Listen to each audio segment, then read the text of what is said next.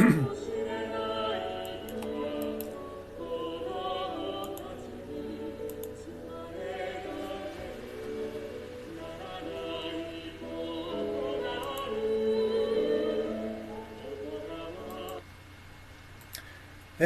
さんこんばんは。ワイワイニュース山崎です。今日は2019年の7月の16日火曜日ですね。時間がまたしても大幅に遅れまして、現在日本時間の夜の10時5分ということで、1時間半以上遅れましたね。申し訳ありません。今日のメインテーマですけど、参議院選ずっとやってきたんですけど、今日は別のですね、根本的な問題なんですけど、国民が一生懸命働いても経済成長しないと、豊かになれない真の理由とは何かというのが今日のメインテーマです。今日のワイワイニュースライブ通算が2186回目ですね。一元放送でツイキャステレビのメディアを使って現時点で映像も音声も問題なく配信されているということですね。ということで今日の最初のお知らせですけど、昨日のですね、ワイワイニュースライブの放送のメインテーマ、参議院選のナンバー4ですね、日経新聞4月14日付記事、改憲勢力3分の2に迫るというのは正確な記事なのかと、日経新聞あるいは改憲派勝利に向けた世論誘導記事なのかというテーマなんですね。そして、今の時点でまだ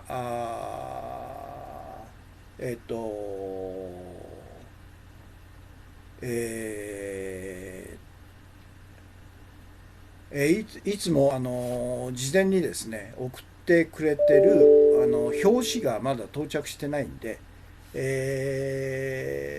昨日の視聴者数だけですねお伝えするということで、ツイキャスが424名様、 YouTube が711名で計1135名の方が視聴されているということです。昨日のテーマがなかなか難しいんで、いわゆるイラスト化するのに苦労されてんじゃないですかねということです。そして今日の画像ですね。今日の画像は1,2,3,4枚かな。ということで最初は日経新聞と同時にですね、昨日おととい7月14日付で、共同通信のですね、同じような暴略的な世論調査のトレンド傾向ということで、参議院選挙に関する世論調査結果をこういうふうに出して、でそれを東京新聞がですねそのまま垂れ流しているといういつものパターンなんですね。でこの共同通信のトレンド調査の主な結果として、自民党の比例代表に自民党に投票する人が前回よりも 28.8% から 31.0% に伸びたと。そして立憲民主党には 9.0 から減って 7.2% になると、もう完全に誘導ですねこれね。それから老後資金2000万円問題、争点だと思うという人が前回 50.19%、 前回っていうのはこれ公示された7月の4日時点だと45だと思うんですね。でこれが今回ですね、争点だと思うが減って 46.1%で、争点だと思わないが 43% から増えて 46.9%。 この年金問題に関して参議院選挙の争点、重大な争点だと思う人が減ってですね、思わない人が増えてるっていうのはもう完全に誘導ですよねこれ。共同通信得意の。それから安倍政権下の憲法改正に対して前回35からこれなんだ、賛成か。憲法改正賛成が若干減って34.2と。から反対が50から50.1から50.4という、これ、少しだけ反対が増えてると、少しだけ反対が減ってるということですね。それで安倍内閣支持率、支持するが47.5から59から46.5と、から支持しないが44.1から40.3と。だから安倍内閣、これほどの悪政、嘘、憲法破壊、国家権力犯罪、税金の浪費ですよね。海外へ120兆円もばらまいたと。から国民主権を完全にアメリカに、譲り渡したという売国内閣を支持する人が 46.5% もいるっていうのは、これ自体がもう全くの大嘘だろうということなんですね。これは共同通信です。それで問題は共同通信のこのような謀略、世論誘導の謀略世論調査をそのままですね垂れ流している東京新聞よと、あるいは地方新聞がほとんどこれに垂れ流してるんですね。ということですね。ソナズキンさん、初めて、の視聴者の方へということで、いつものやつアップしてくれてますね。山崎氏のキャスは一行、一言一行コメントが集団嵐の行為があったため禁止と。このキャスの目的は情報の拡散共有、ご賛同ならツイッター連携で拡散共有お願いしますということですね。ありがとうございます。から2つ目、これひどいですね。トランプがもうその KKK ですね。あいつは白人至上主義者、米国が嫌なら出てけと言って、民主党の非白人系、国会議員に対してあからさまな差別発言を繰り返したんですね。それに対して、とりあえずこの4人ですね、民主党の非白人系の女性国会議員が抗議の、記者会見をしているという図ですね。もう意図的にやってるんですね、トランプは。来年の大統領再選選挙に向けて、いわゆる自分の支持者である白人、右翼極右白人と、それからキリスト教原理主義者、これに向けてわざと支持を固めさせるためにですね、わざとこのような挑発的なことを言ってんですね、あいつは。とんでもないやつですね。から3番目が例の令和新選組の野原正義候補が信濃町のですね創価学会本部の正面で、選挙演説をしているということで、これいいですね、これね。これは田中龍作ジャーナルさんの記事ですね。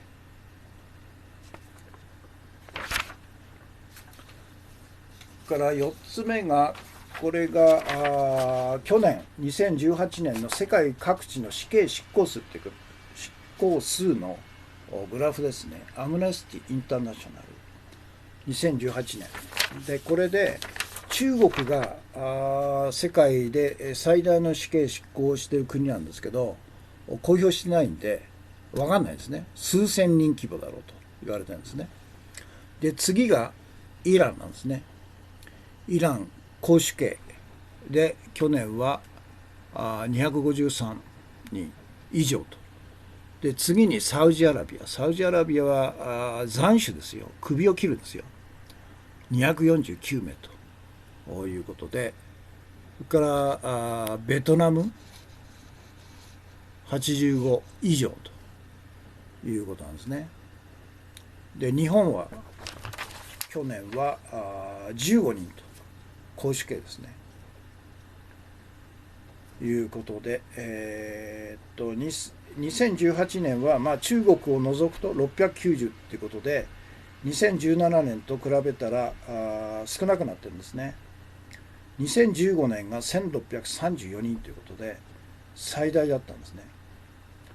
それと北朝鮮も統計に出てないですね。これもおそらく数百人、数千人規模かもしれないですね。という、これ記事はAFP の4月の記事ですね。ということです。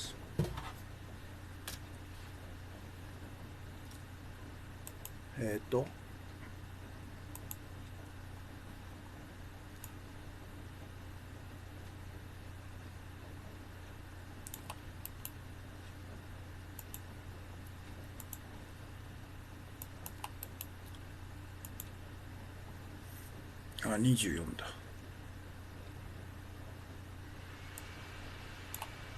これは昨日の放送のメインテーマのタイトルですね。そして、視聴者数ですね。2つ合わせて1135名様と、現時点で。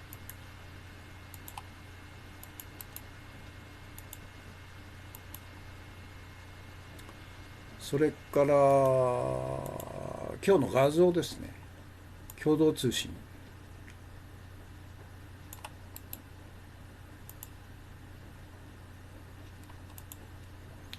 それとトランプの非白人系民主党の国会議員を人種差別で、不満だったら自分の国に帰るという、大統領じゃないですね。もう完全にね、ここまでひどいのかと。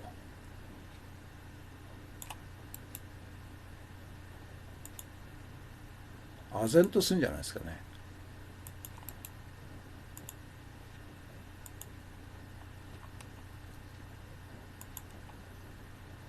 それから信濃町の創価学会本部で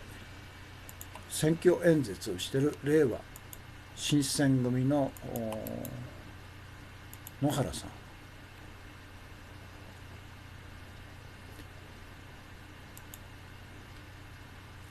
それと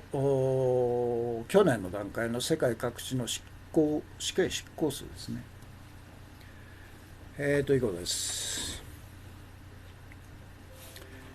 皆さんからのコメントですね。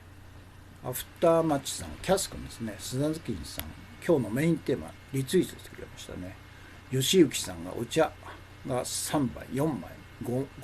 杯ですね。配信ありがとうございます。よろしくお願いします。から石森さん、山崎康彦氏、ワイワイニュースライブ配信スタートですと。それから吉行さんが今日のメインテーマをリツイートしてくれましたね。から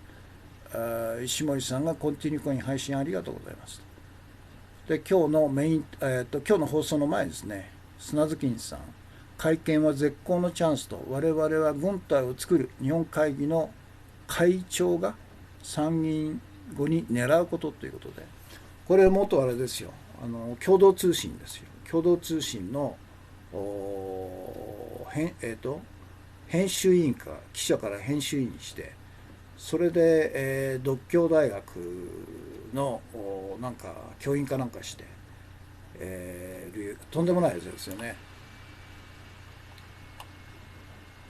だから共同通信とか時事通信怪しいんだよね、彼ら。そして山は動かない、本沢二郎の日本の風景と、これ読みましたけど、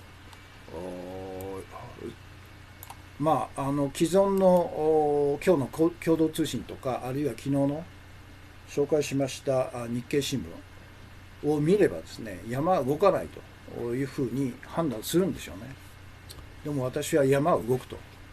思いますね。まあこの間ずっとその理由を説明してきましたけど、ということですね。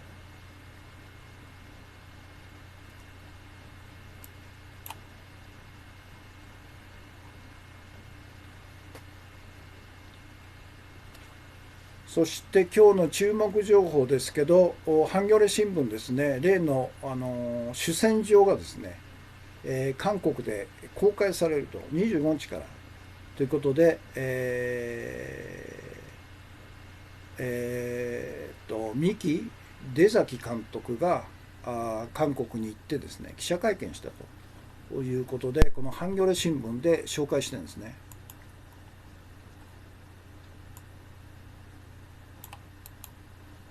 韓国でもかなり見る人多くなんじゃないですかね。マイナス6、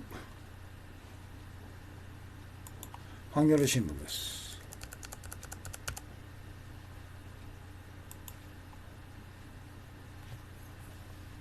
今日の注目情報、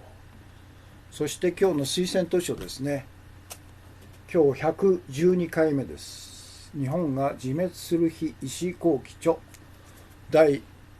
4章最後です。構造改革のための25のプログラム第4節、品格ある公務の復活。今日はプログラムの24です。これちょっと長いんですけど、一気に読んだ方がいいと思うんで、読みますね。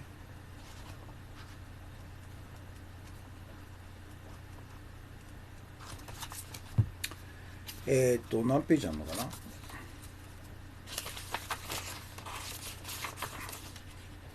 1ページ、2ページ、3ページ、4ページ近くありますね。ちょっと長いですけど、プログラム24、行政監察を徹底し会計検査院を強化すると。憲法第90条は、国の収入支出の決算はすべて毎年会計検査院がこれを検査し、内閣は次の年度にその検査報告とともにこれを国会に提出しなければならないと定めていると。しかし会計検査院の検査は到底国の収入支出のすべてに及んではいないし、検査報告は国会に提出されても次の年度にもその次の年度にも実際には審議されていないと。この点でも我が国の政治は憲法に即してないと。憲法違反なんですね。だ結局憲法違反が公然と繰り返されているのはなぜかというと、真の意味の憲法の裁判憲法の番人がいないからですよ。日本の最高裁というのは本来は憲法第81条の規定によって唯一の立法審査権を持っている最終裁判所であると規定されているんですね。本来だったら憲法の番人なんですけど、実際は自民党とそれからアメリカ支配階級の番犬なんですね。ですから歴代自民党政権というのは最高裁長官の任命権、長官だけでなくて14名の判事全ての任命権を持ってますんで、もう自民党政権が犯す憲法違反に関しては一切、言及しないと、一切黙認するということが常態化してるから、これほどひどい、無法国家になってるんですね。ですから我々が優先的にしなくちゃいけないのは、本当の意味の憲法の番人である憲法裁判所を我々の力で、創出すると。韓国はそうなんですね。で、憲法裁判所が韓国にあったためにパク・クネ大統領の国家権力犯罪があれほど見事にですね、断罪され、彼女は今刑務所に入っているという、いわゆる権力犯罪者を絶対許さないと。最後の砦が憲法裁判所なんですよね。日本にはないから。日本とアメリカとイギリスにはないんですね。いわゆる先進国と言われる国で憲法裁判所がないのは日本とアメリカとイギリスと。ですからアメリカもひどいですけど、日本もおそらく世界最悪の憲法が守られてない無法国家でしょうね、日本。いわゆる先進国の中ではね。そのことを国民は知らないと、知らされてないと、知ろうともしないという悲惨な状態ですよね。何でしたっけ、読んでるんですね。しかし、そもそも納税した税金が適切かつ有効に使われているかどうかを国民がチェックすることは世界共通の民主主義の権利であると。我が国の制度では地方公共団体の場合、自治体に監査委員会があり、住民が監査請求権を持っていると。国の場合は議会に決算行政監視委員会、参議院は決算委員会が置かれ、独立、現実には孤立といった方がいいとした会計検査院があるが、国民には監査請求権が与えられていないと。それに代わって会計検査院の検査があるという建前なのであると。これもあれですね、巧妙に、すり替えられてるんですね。したがって国の機関の決算や補助金の検査を行う会計検査院は極めて重要な機関のはずだと。国の収入支出の決算について検査し、内閣が国会に決算書を提出する際に検査報告を添えなければならないことになっていると。会計検査院の検査対象は、1、必ず検査しなければならないもの、必要的検査対象と、2、検査院が必要と認めたときに検査することができるもの、選択的検査対象に分かれると。1の対象は国の毎月の収入支出、国が資本金の2分の1以上を出資している法人、例えば政府関係機関や特殊法人の会計、国が資本金を出資した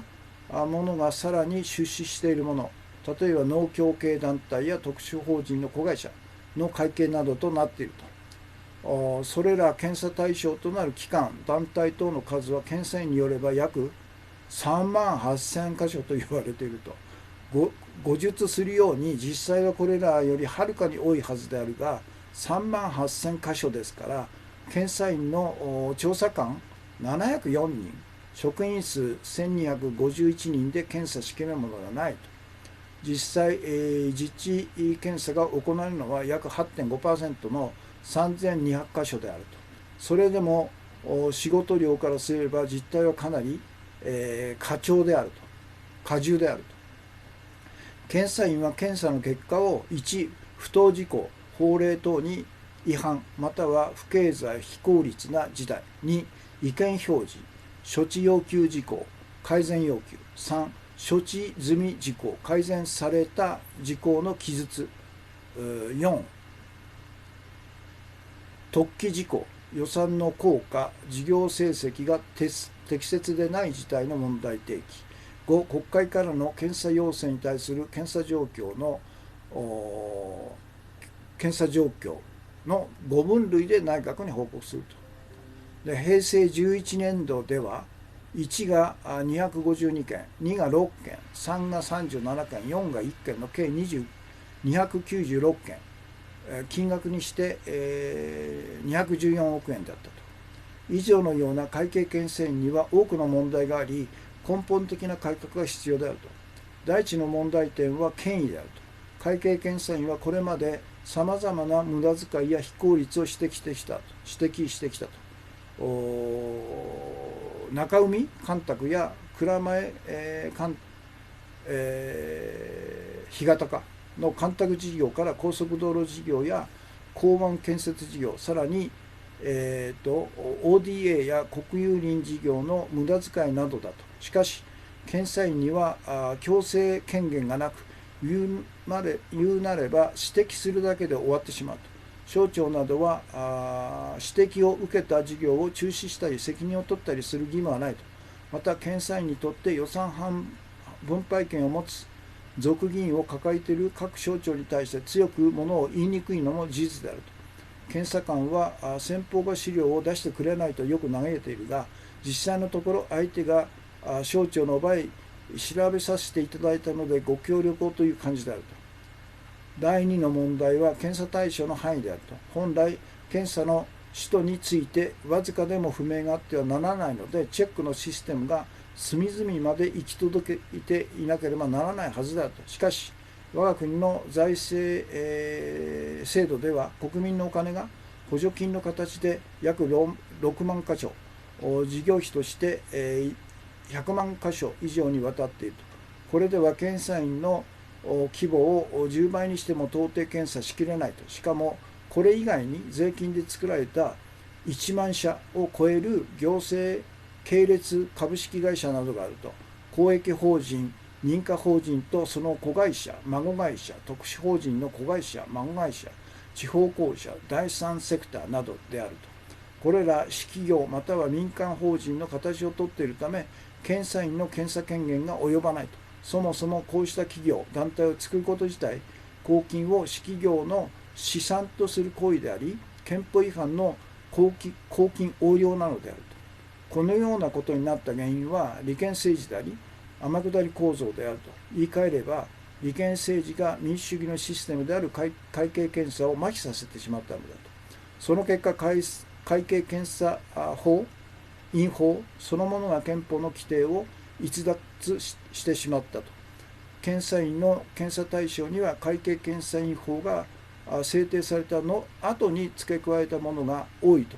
そもそも憲法が想定していない税金による出資先や孫出資先の株式会社や公益法人、補助金が交付先の業界団体や企業などあってはならないものが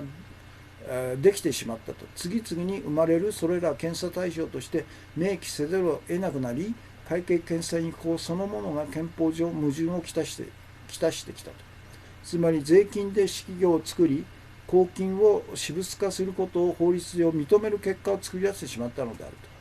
第3は会計検査院の独立性の問題であると。検査院は内閣に対し独立の地位を有すると会計検査院法は明記されているが、その独立性を保障する根拠はどこにもないと。検査院の職員は公務員の一般試験によるもので少なくとも他省庁と横並びであるし、予算や定員は財務省の厳しい査定と属議員が支配的な国会に縛られていると。さらに重要なのは、検査院は政府や省庁の政策や事業そのものに対する是非の判断が実際にできないことであると。無駄な事業や利権性の高い誤った事業の中止や責任を問うことができないため、無駄の指摘も計算違い程度の少額のものとなり、全体でも検査院自体の運営予算額程度に限られてしまっていると。第4の問題は検査員の人数と待遇であると。検査官の人数は少なくとも現状の5、6倍は必要不可欠であるし、全体の職員数も5000人以上でなければ最小限の検査もできまいと。こうした問題点を克服し、会計検査院に本来あるべき機能を発揮してもらうにはどうしたらよいだろうかと。私の改革思案は次の3点からだと。1、会計検査院に予算、職員採用、待遇などの面で大幅な独立性を持たせるため、職員の身分を特別職公務員とし、行政定員から除外し、予算にも独自性を持たせると。2、検査そのものに強い権限を付与し、政策や事業に対しても判断を示し、誤りや不正を追及する権限を与えると。3、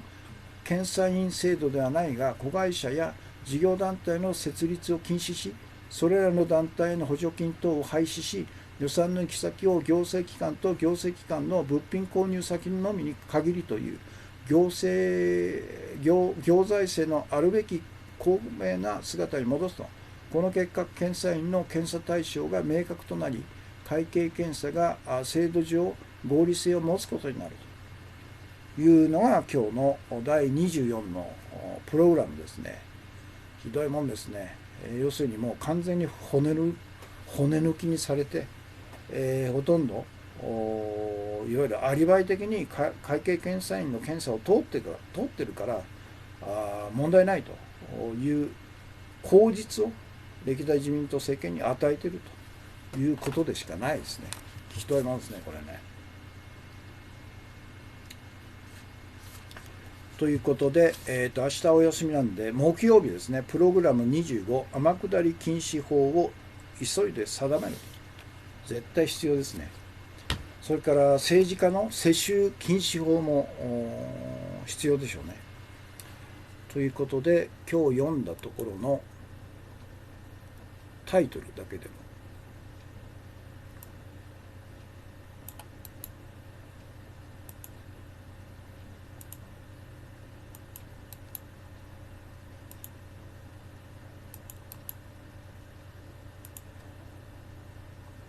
マイナス7。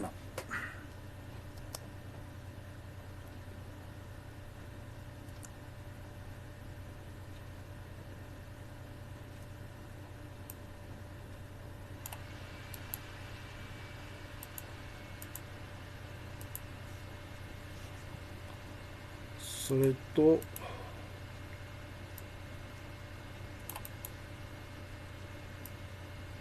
第4章、品格ある公務の復活と。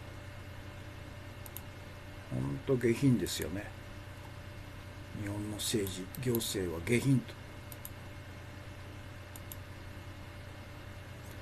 ということですね。ヒロさんがお茶箱10、内山純一さんがお茶箱10とコンティニューコインが2倍ですね。ありがとうございます。そして、今日のメインテーマですね。今日のメインテーマは、国民が一生懸命働いても経済成長しない、豊かになれない真の理由とは何かという非常に根本的な素朴な疑問なんですね。で、結論を先に言うと、それはその国の国民資産である税金と貨幣、中央銀行が信用を創造する貨幣が価値を生む実体経済に使われずに価値を生まない金融経済、マフィア経済、官製経済に使われているからであると。このマフィア経済っていうのは要するに暴力団とかマフィアとかいわゆるブラックマネーの世界ですよね。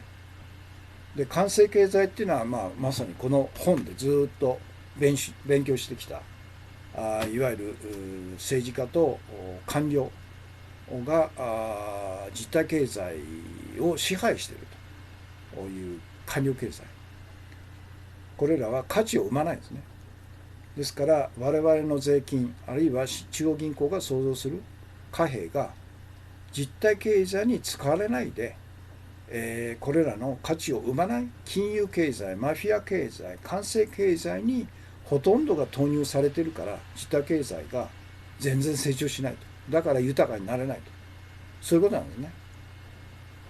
で、下記に添付した IMF 世界経済見通し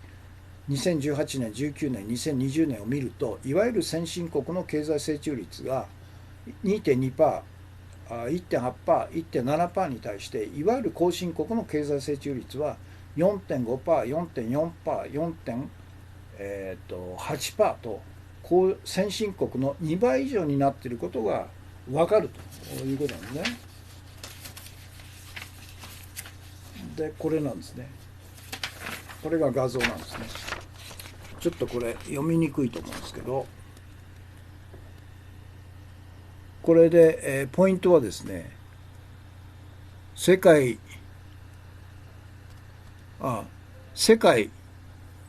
全体が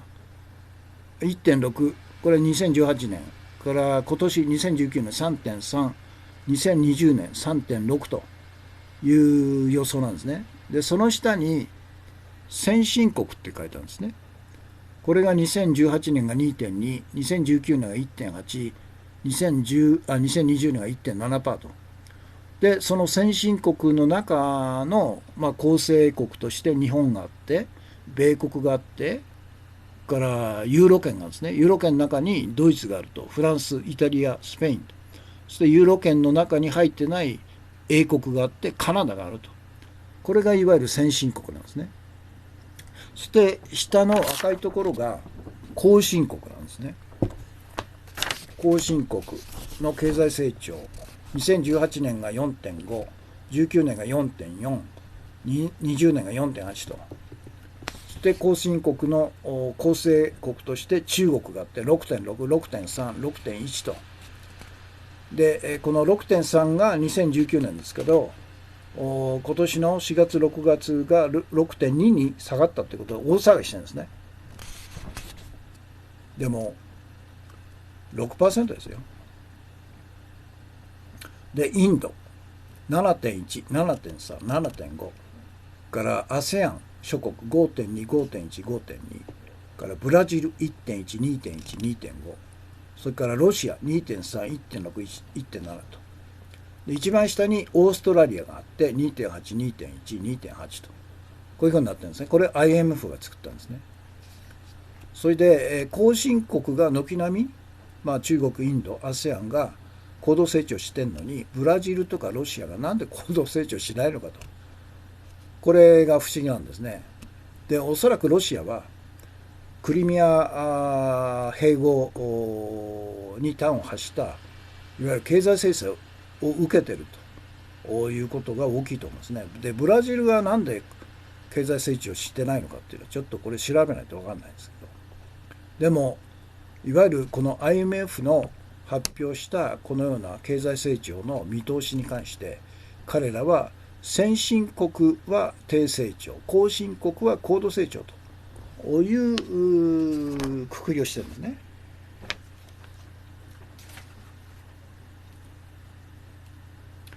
で IMF や世界銀行やBIS 国際決算銀行などのロスチャイルド国際金融マフィアは米国に次いで世界第2位の経済大国である中国をいまだに後進国扱いしてるんですね。これ後進国なんです。中国世界第2位の経済大国を後進国にするっていうのは一体どういうことなんでしょうということですね。でなぜならばと、世界各国を先進国と後進国に分けることで彼ら国際金融マフィアはインフラ未整備の後進国だから高度成長すると。でインフラ整備がもう終わった先進国は高度成長しないで低成長をするしかないんだと。あれということなんね。でロスチャイルド国際金融マフィアが世界各国を先進国と後進国に分けることで彼らは必死に何かを隠そうとしているということなんですね。今日のメインテーマで、それは何かというと、世界各国の国民経済には2種類あると。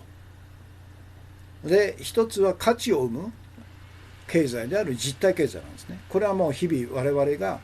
物を生産したりサービスを提供したり物を運んだり物流ですよね。あるいは国民の健康維持のための医療サービスとかあるいは介護サービスとか等々のいわゆる人のために役立つ価値を生むっていうことはそういうことなんですね。人のために役立つということなんですね。でそのいわゆ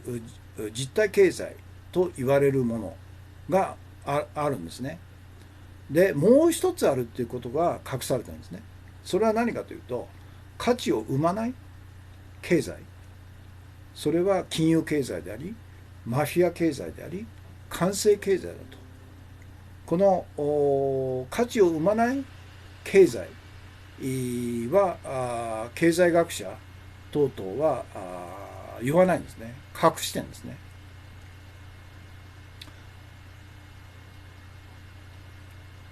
でこの2つの経済が相入れない2つの経済が国民経済の中には存在するんだということが隠されてるんですね。で先進国の国民経済とは一体何かというと、価値を生まない経済である金融経済とかマフィア経済とか官製経済の規模がですね巨大化してるんですね。そして価値を生む実体経済を破壊しているというのが先進国なんですよ。先進国の経済の定義っていうのはそういうことなんですね。で後進国の国民経済の定義っていうのは価値を生まない金融経済マフィア経済官製経済の規模はまだ小さいんですね。それで、価値を生む実体経済のが中心の経済であると、そういう国なんですね。それじゃあ何が世界各国の国民経済を高度成長経済にするのか、あるいは低成長経済にするのか、何が分けるんでしょうということなんですけど、それはその国が先進国かあるいは後進国かの違いではないんですね。これは IMF 等々が盛んに言ってるんですね。後進国はインフラがまだ未整備だから、そこに、投資等々で経済が活発化する。だから高度成長するんだと。それで、インフラ整備がすでに終わった先進国は投資先がないということで、低成長なんだという理由を彼らはこじつけてるんですけど、それは全くの間違いなんですね。その秘密とは何が高度成長させるのか、あるいは低成長で終わるのかということなんですけど、それはその国の国民資産が価値を生む実体経済に投入されているか、あるいは価値を生まない金融経済とかマフィア経済とか官製経済に投入されているか、その違いなんですね。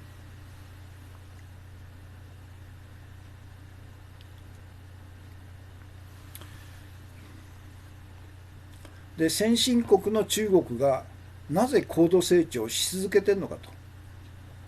不思議なんですね。世界第2位の経済大国は後進国じゃないでしょ、先進国でしょ。その先進国の中国が毎年ですね 6% 以上の高度成長をずっと続けてる、その理由は一体何ですかと。それは中国政府と中国の中央銀行がロシアの国際金融マフィアに支配されてないからなんですよ。政府と中央銀行が。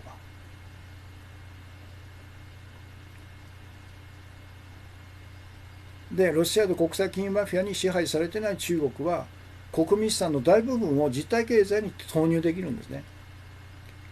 で、毎年 6% 以上の高度成長ができるんですね。で、逆に全ての先進国の政府と中央銀行は程度の差があるにせよ、ロシアと国際金融マフィアに支配されていると、政府と中央銀行が。で、各国の国民資産は、先進各国の国民資産は実体経済ではなくて、価値を生まない金融経済、マフィア経済、官製経済に投入されているから、実体経済は低成長のままなんだと。これなんですね、今日のメインテーマの結論は。だから騙されちゃいけないよと。先進国は低成長で仕方ないんだと。後進国はインフラが未整備なんで、そこに大量の国民資産が投入されるから高度成長するんだというのが一般的な学説なんですけど、違うでしょと。唯一分けるのは、実体経済に国民資産が投入される政府、中央銀行を我々が持っているのか、あるいはロシアの国際金融マフィアに実質的に支配されている政府と中央銀行しか持ってないのかと。日本は典型的にそうですよね。で、そのことが国民は知らないから、低成長しないのはしょうがないんだと。いくら政治を変えても景気は良くならないし、豊かになれないということで、自己責任だと。国民自身が働かないから豊かになれないのかもしれないとかですね、何やってもしょうがないと。だから自民党に頑張ってもらいたいというバカな特に若者が増えてるというのが朝日新聞のなんか一連の記事で伝えられてますけど、だから彼らには言いたいですよね。なぜ日本および先進国と言われる米国、 EU、ほとんど全ての先進国は低成長しかしないのかと、1% とか制定で、トランプがいわゆる米国第一主義で、脅かしながらですね、米国の利益第一ということで、一時的に経済成長してるんですね。でもそんなのは長く続かないということで、根本的な解決方法っていうのは、世界各国の人々がこの世界の支配と搾取と機民の構造、基本構造であるいわゆるロシアと国際金融マフィアが世界各国の金融を支配していると、そして、政府を支配していると、そしてその各国の国民資産を実体経済に使わずですね、金融経済、マフィア経済、官製経済の方に使ってるから、実体経済が成長しないし、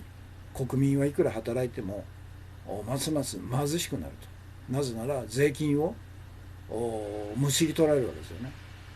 そして、国民資産である中央銀行が発行する貨幣、信用創造の貨幣が国民のために使われないと。ロシアと国際金融マフィアとから彼らが工作員として、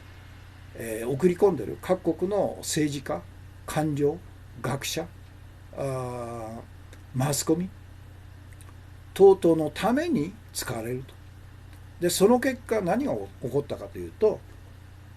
ロシアと国際金融マフィアの総本山である欧州ロシア時計の総資産が50兆ドル、5500兆円というとんでもない、途方もない富が彼らの手の懐にですね蓄積されているということだね。なぜならば各国政府とから中央銀行を彼らが支配しているから、その国民資産、税金とから各国の中央銀行が発行する信用創造としての貨幣、が彼らの懐に還流するようになってるから、とてつもない5500兆円というとてつもない富が彼らのところに集まると。しかもそのことが誰にも分かんないように非常に巧妙にですね、行われていると、こういうことなんですね。砂月金さん、水道も橋もインフラボロボロ、日本は後進国以下と。そうなんですね。だからインフラが一旦高度成長の中でインフラに、国民資産が投入されると。でその後ですね、一旦インフラができちゃったら、国民資産は価値を生まない金融資産、金融経済、株とか債券とか国債とか FX とか商品先物とかデリバティブとか、そういういわゆる、何の価値も生まないんですね。例えば株で、売って、何百万円儲かったということなんですけど、必ずその先にはですね何百万円損した人がいるんですね。必ず。だから博打と同じなんですよ。パチンコと同じなんですよ。胴元が儲かると。そして、参加した人の 1% ぐらいは儲かるようなシステムになって 99% は損するというのが博打経済であり金融経済の本質なんですね。何の価値も生まないんですよ。株を買った売った、あるいは国債を買った売った、あるいは社債を買った売った、あるいはデリバティブ金融商品を買った売った、何の価値も生まないということなんですね。というのが今日のメインテーマですね。トトロポエムさん、ヤジの市民を道警が排除と、安倍首相の街頭演説中と。完全に日本の警察は親衛隊になってますね。安倍晋三の親衛隊、ヒトラー親衛隊と同じですね。 SS ですね。砂月金さんがコンティニューコインが2枚ですね。なんとかさん、卵白さんっていうのかな、コンティニューコインですね。ということで今日のメインテーマのポイントをアップしますね。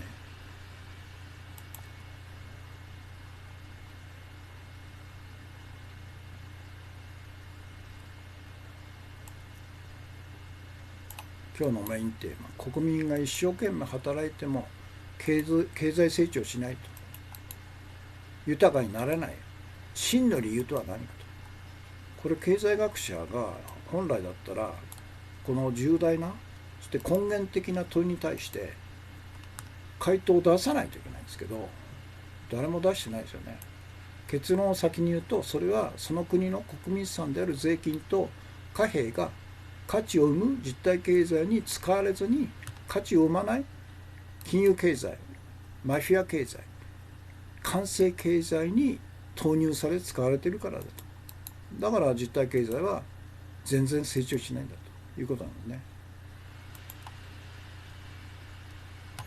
で下記に、添付した IMF 経済見通し2018年、19年、20年を見ると、いわゆる先進国の経済成長率は2.2、1.8、1.7に対して、いわゆる後進国と言われる国々の経済成長率は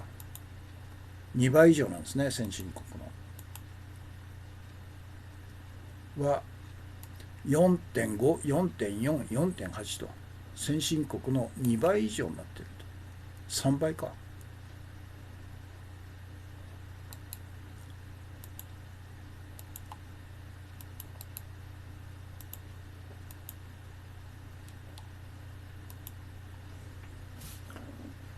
で画像として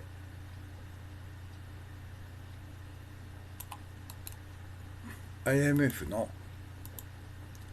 経済成長見通しですね。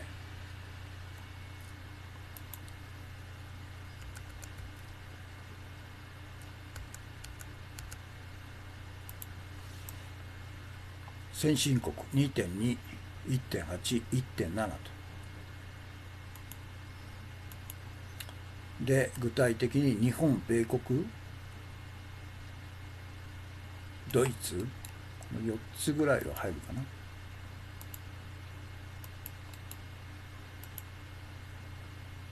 マイナス9。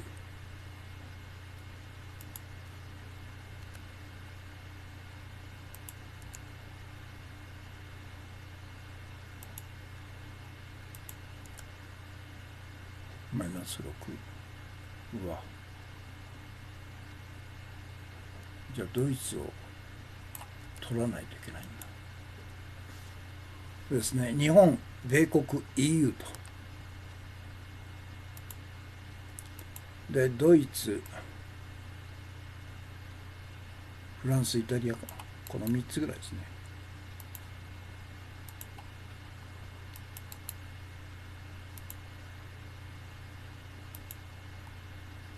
これですね。ドイツ、フランス、イタリア。そしてスペイン、英国、カナダ、オーストラリアまで入るかな。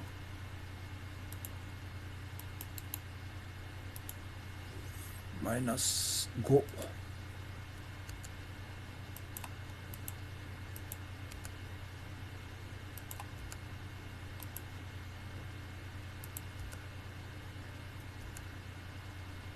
これでいいかな。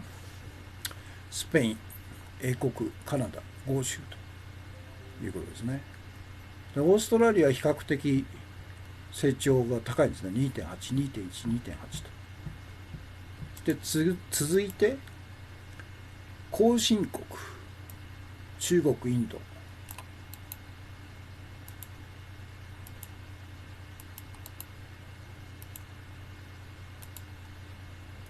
後進国4.5、4.4、4.8、中国6.6、6.3、6.1、インド7.1、7.3、7.5と。で、ASEAN、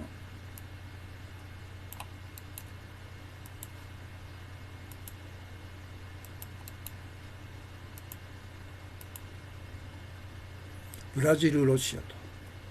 おそらくブラジルの低成長っていうのが金融経済ではなくてマフィア経済とか官製経済、そっちの方に金がいっちゃってるからでしょうね。ロシアも経済成長プラスマフィア経済、ロシアマフィア、ラシアンマフィアってすごいですからね。だから低成長なんじゃないですかね。で IMF や世界銀行や BIS 世界国際決済銀行などのロシアと国際金融マフィアは米国に次いで世界第2の経済大国である中国をいまだに後進国に分類してるんですね。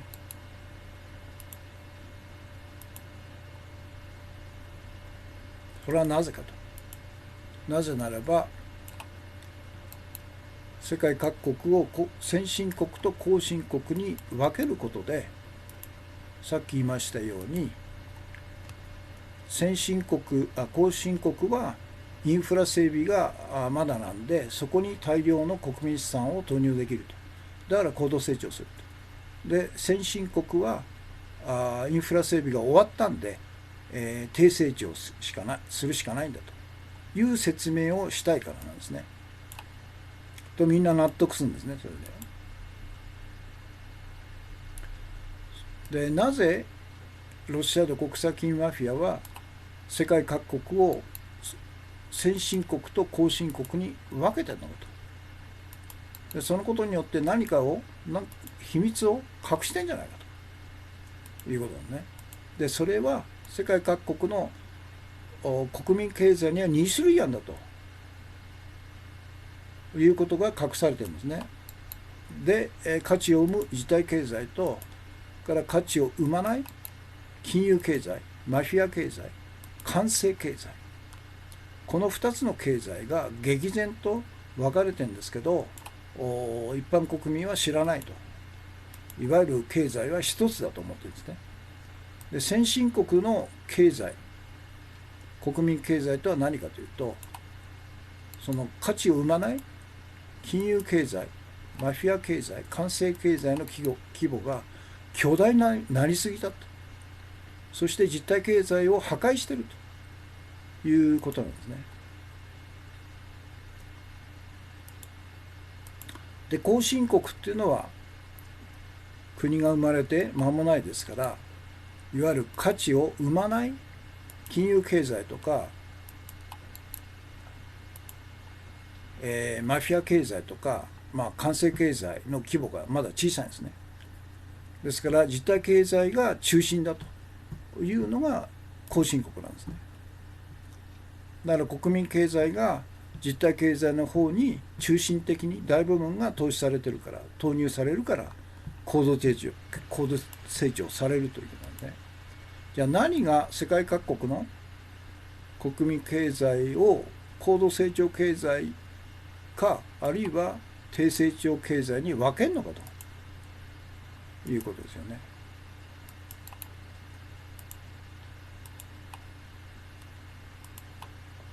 それはその国が先進国だからと、あるいは後進国だからというのが理由ではないと。それは単なる結果なんですね。それを分けるのは、その国の国民資産が価値を生む実体経済に投入されているのかと、あるいは価値を生まない金融経済、マフィア経済、官製経済の方に投入されているのかと、その違いなんですね。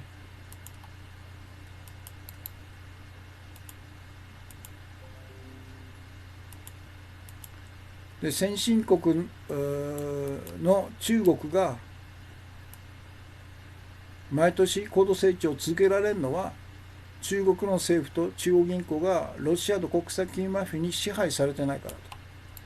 理由は簡単なんですよ。共産党政権で、共産党が一党独裁で中国の政治権力を支配し、中央銀行も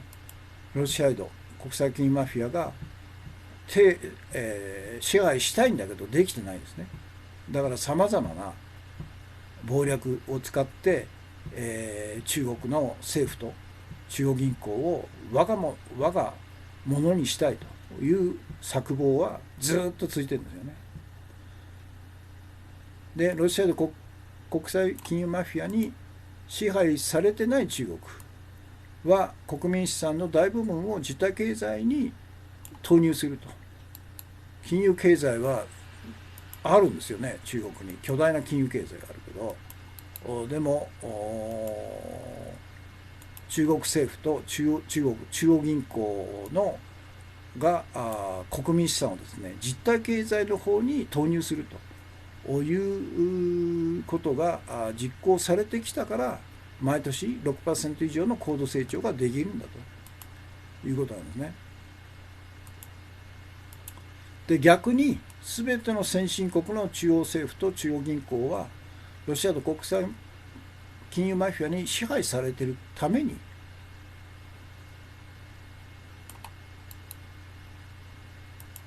その国民資産が実体経済に投入されずにですね別のところに行くんですね。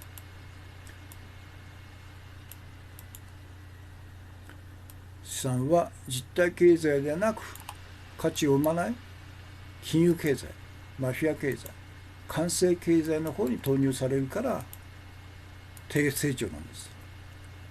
ということなんでね。これは結構大事な視点だと思うんですね。スナツキンさん、ベネズエラなどの実体経済で成長できそうな国は凌駕するロシアイドなどの国際金融マフィアとを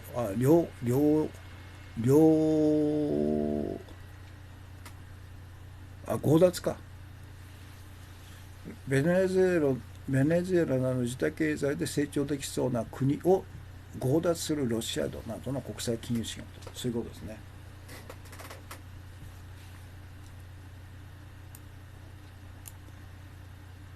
というのが今日のメインテーマです。だから我々が目指すのはロシアの国際金融マフィアの支配されてる各国の政府とそれから中央銀行を我々の手に戻す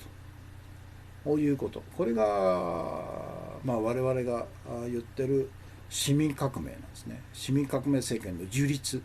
そして5つの信用創造特権を剥奪して、信用創造特権を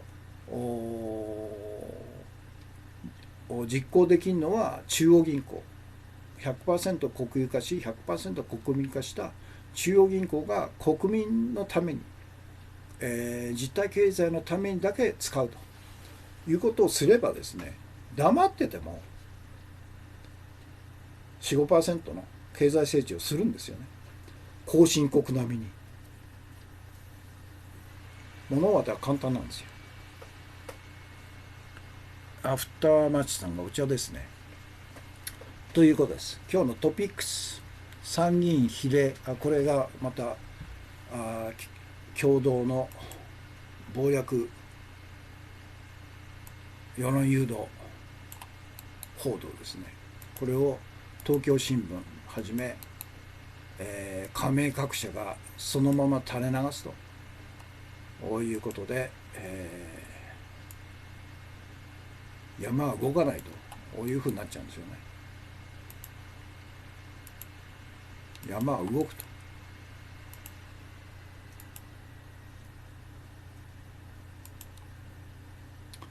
それからトランプ嫌なら出てけと発言に非白人系女性議員が反論と。反論じゃなくてふざけんなと。怒りですよねこれ。もう完全にトランプを人種差別主義者としてもう大統領権限を剥奪すべきでしょうね、こんなやつはね。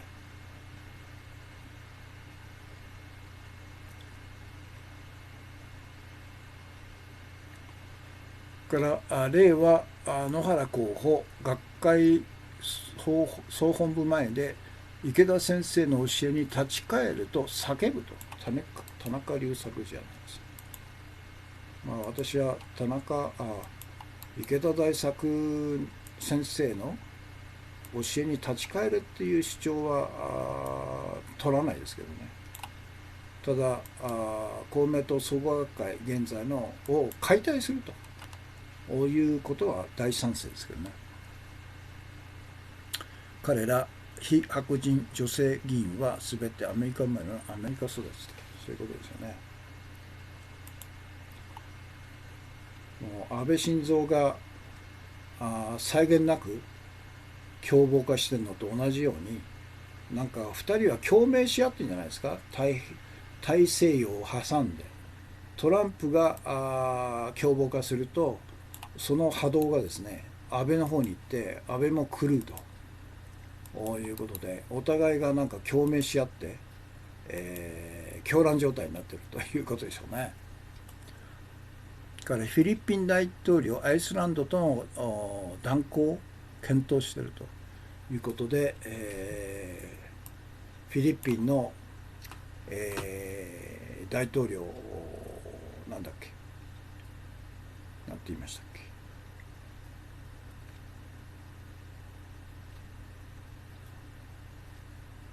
ドゥテルテか、ドゥテルテ、こいつもとんでもないやつですよね。ファシストですよね。で麻薬密売、麻薬製造に関して強硬手段で、数千人殺してるんですけど、実際は数万人だろうと言われてるんですね。でそれに対して国連がですね、人権侵害だということでアイスランドを中心にして国連、で、非難決議を出そうとしているということに対してアイスランドと断交するというふうになってるんですね。虎の意を狩る心臓と。から三平さん、今まで大西恒樹氏の今日の講演を見てましたと。山崎さんとほとんど同じ経済理論と思いますが、どう考えられますでしょうかと。彼は JP モルガンのトレーダーだったんですね。で私の解釈するには、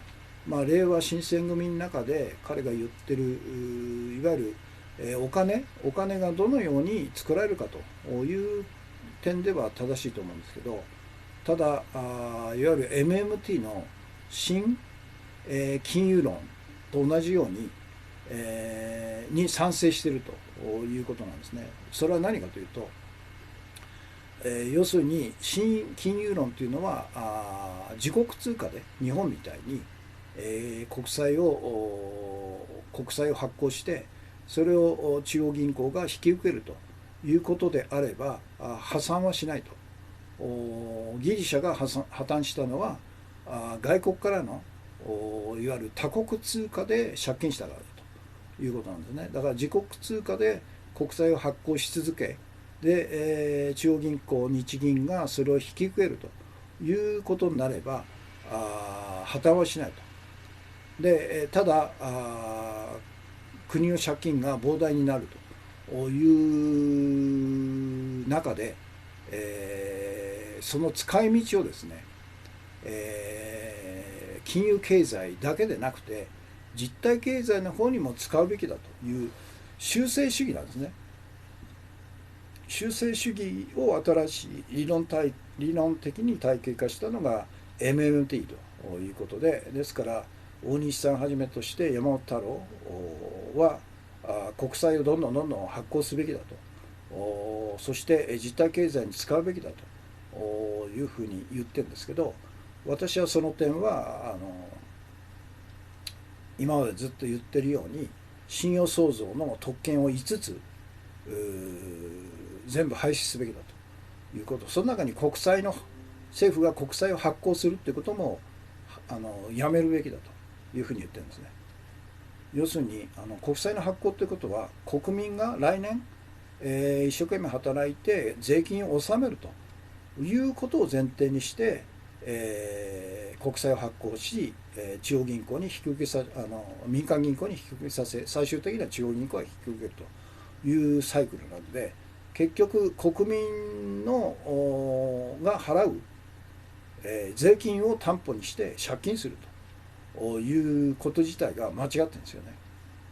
ですから国債発行を禁止すると、それから民間銀行の無からお金を生み出す準備預金制度、これもやめると。だから民間銀行は破綻するでしょうね。で金利もやめると。そして中央銀行を国有化し、全ての権限を衆議院の常設委員会の中に移すということで、唯一信用創造特権を使えるのが中央銀行、国民化された中央銀行ということで、それが GDP に対して、いわゆる財政規律として例えば 10% 以内に抑えると。毎年50兆円の日銀信用創造を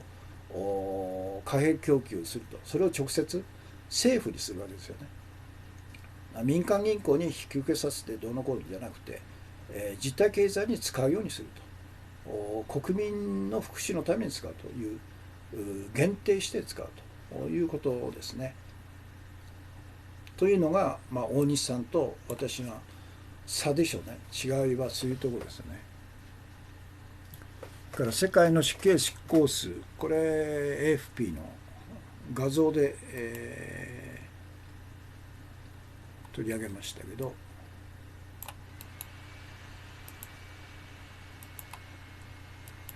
死刑執行なんていうのはもう死刑廃止すべきですよ。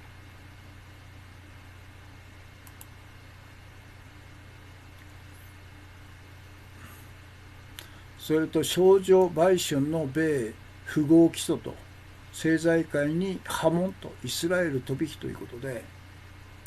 これがおそらくこの富豪がですね、少女売春したっていうことですでに10年前ぐらいに一度逮捕されて1年何ヶ月刑務所に入ってたんですけど、その時も時のフロリダの連邦検事だった人がですね、トランプ政権の労働長官に抜擢された人間が便宜を図って、本来だったら終身刑になるほどの重罪なんですけど、1年1ヶ月でそれも刑務所から昼間ま出て夜帰るというとんでもない特権を与えられた優雅な刑務所暮らしを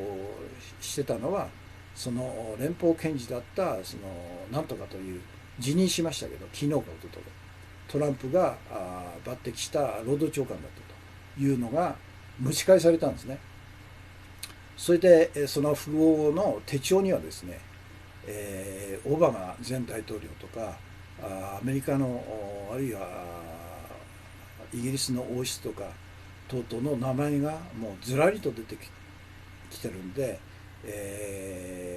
トランプ政権にも波及すると。そしてイスラエルのなんか、政界にも波及するという一大スキャンダルになる可能性があるということなんですね。三平さんありがとうございますと、私もよく勉強したいと思いますと、今後ともよろしくお願いします。こちらこそどうぞよろしくお願いします。ということで、今日の重要情報ですね。潮目は変わった。参議院選終盤へ街頭から地殻変動を起こす令和新選組という、これ長州新聞だ。長州新聞です。地殻変動が起こってるという、私はそう思ってますけど、長州新聞の記事もそういう前提で結構長い、なかなかいい記事ですよね。これを取り上げました。今 URL を